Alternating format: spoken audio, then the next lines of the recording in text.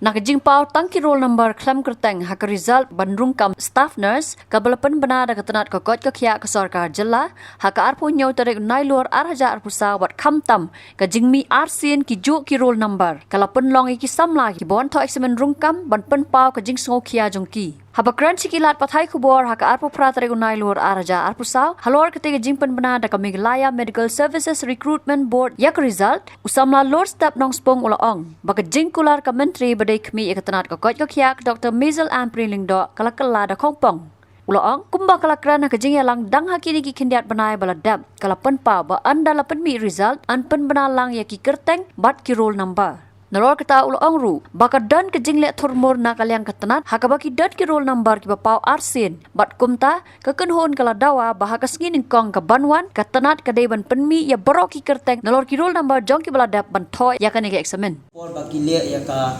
contractual exam kipenmi ya ka ni ka yu kipenmi ya ka result lengkap baka kerteng baki roll number bat ki marks baki secure kat ba mentapat jong ka permanent kipenmi ha ka tu kalukom ka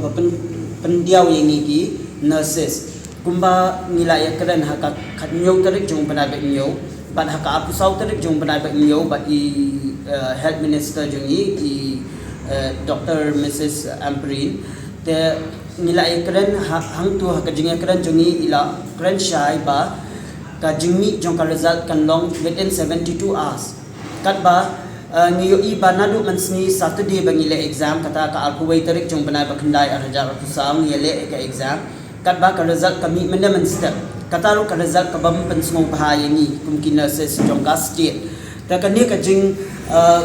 le jong ka government i kumba ka don ai shalandet kajing penslam ka jongki ya ka result naka 72 hours to 144 hours kumta kala janlong but kajing bompen pau ka jongki ya ki roll number baro kitu ki balik attend but ki ba absent kinu ki ba absent ngimtip kinu ki ba attend ngimtip kinu ki ba pass ngimtip kinu ki ba fail ngimtip katnu ka cut off marks ngimtip kani ka penlong yangi ba kinmi shibun ki dak jingkeli hak jingmu jing perkhat jongi kumkin nurses jong ka state ke ai ka jing temu jong ka sarkar shalandet jong ka ni bat ke ai ka jing le ka jongki yo kidon ai nan shalandet kata ka jing keli jongi bat bale bekim pen paulut katkum ka jing kular hak tu ka por bangile yakran ki director don por bangile yakran bat i Dr. Amprin ki director ki don te ki napo di DHS ru ki don lut baro hang tu te kajing kular jongki kalong ba kin penmi lut ya ka kerteng ka marks ba secure but roll number jongki candidates kat ba kajing i pat ka jongi menne kamlong kumta ki penmi kat ya ka baki kimon i kumba kat ya ki baki kimon arsian ki penmi ujo roll number 5162 kimi arsian but we pa roll number 5180 kimi arsian kat bayi kini ki roll number ki penmi arsin kat bayi ki we pat ki roll number kim penmi ke ke jing temu jongki shei ki ja alut ki roll number